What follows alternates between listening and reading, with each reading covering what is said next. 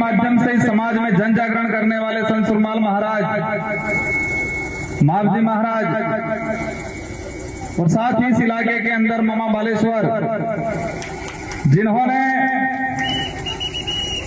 आदिवासी बाहुल्य क्षेत्र के अंदर इस समाज को एकजुट करके इस समाज के लिए, हक अधिकार के लिए, स्वाभिमान के लिए अंग्रेजों से लड़ाई लड़ी, राजा रजवाड़ों से लड़ाई लड़ी। इन समस्त महापुरुषों को, इन गुरुओं को नमन करते हुए मेरी बात को शुरू करना चाहूंगा। आज ये जो कारवा बड़ा है, रास्ते में लोग आ रहे हैं,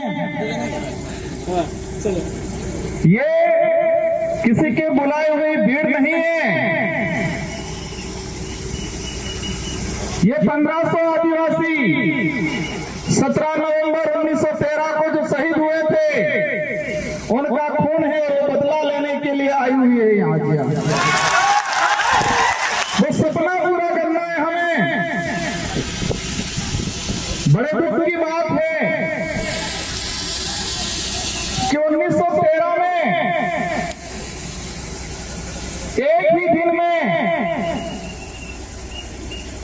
लाखों की जो संख्या एकत्री हुई थी गोविंद गुरु महाराज के नेतृत्व में, इसी पहाड़ी पे, इसी पहाड़ पे आसपास के। और उस समय तत्कालीन जो राजा रजवाड़े अंग्रेजों की मदद से गोलियां चलाई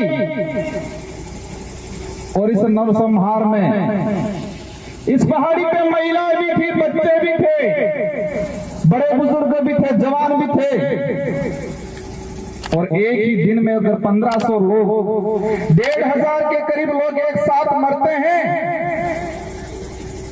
तो आसपास का जो मध्य प्रदेश, वर्तमान में राजस्थान, गुजरात, महाराष्ट्र, जो उस समय बिल टेरिटरी के नाम से जाना जाता था, उस इलाके में क्या स्थिति बनी होगी।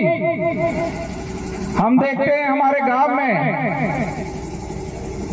अगर गांव में कहीं एक्सीडेंट हो जाता है कि व्यक्ति मरता है, तो पूरे गांव को तकलीफ होती है, पूरा गांव दुखी होता है, पूरा गांव शोक व्यक्त करता है।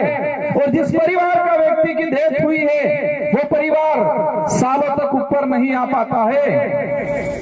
तो इसी पहाड़ी पे 1500 आदिवासी एक साथ मारे गए 1913 के दौरान। तो इस इलाके में कितना मातम छाया होगा, कितना डर घुसा होगा, कितना दुख हुआ होगा। ये जो गांव पड़ा था, वो गांव आज तक नहीं भरा है। तो वो लड़ाई किसकी लड़ रहे थे? मैं इन इतिहासकारों को कहना चाहूंगा, जिन इतिहासकारों ने बिल प्रांत की मांग को लेकर यहाँ पर भक्ति के माध्यम से आंदोलन खड़ा किया था। भक्ति के माध्यम से उद्देश्य था, अंग्रेजों से लड़ाई थी कि हमारा अलग से बिल प्रांत दिया जाए, ये उद्देश्य था। माध्यम भक्ति था।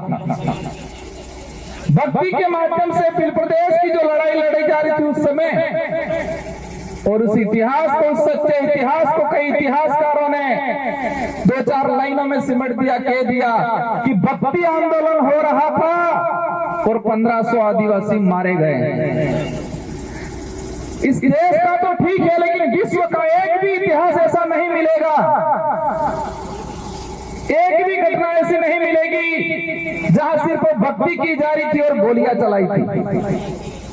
आपने किने गले उतरे, अगर हमारे पूर्वज सिर्फ नर्ग बजाता, भजन करता, सिर्फ भक्ति करता, तो क्या इस बात से अंग्रेजों को दिक्कत थी क्या? भक्ति करने से सिर्फ दिक्कत नहीं थी, लेकिन भक्ति के माध्यम से समाज को जागरूक करके अलग बिलराज कायम कर रहे थे, उस बात से उन लोगों को दिक्कत थी। लेकिन इस इतिहास को बदल दिया गया, उस इतिहास को दबा दिया गया। मैं इस विचारधारा को धन्यवाद देना चाहूंगा, इस विचारधारा की शुरुआत में काम करने वाले लोगों को धन्यवाद देना चाहूंगा, जिसकी बदौलत दबा हुआ इतिहास वापस उजागर हुआ और आज लाखों की संख्या में इसी पहाड़ी पे ये कारवा खड़ा हुआ है। जो पेट भरने की लड़ाई लड़ते हैं, सुख सुविधा अर्जित करने की लड़ाई लड़ते हैं, स्वाभिमान की लड़ाई नहीं लड़ते हैं।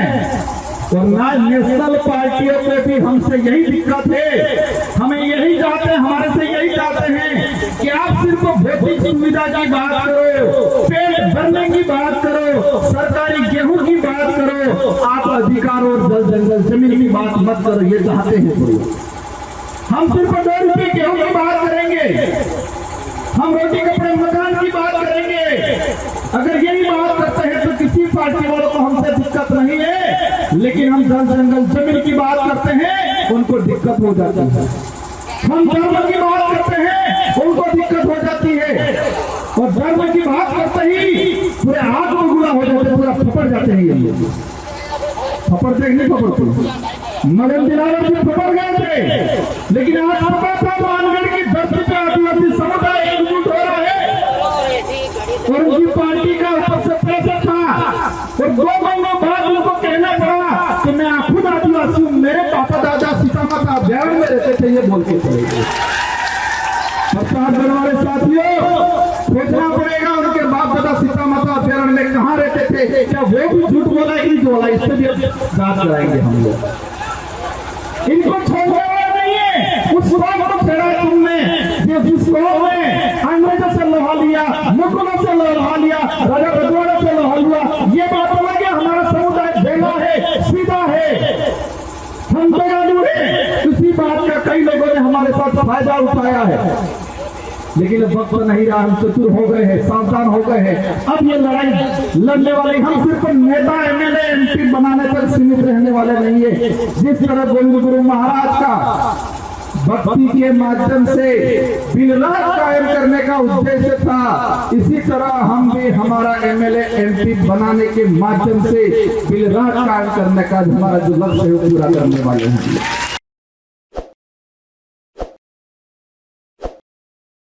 ताज़ा खबरों के लिए विजिट करें द फैक्ट इंडिया की वेबसाइट और डाउनलोड करें द फैक्ट इंडिया ऐप।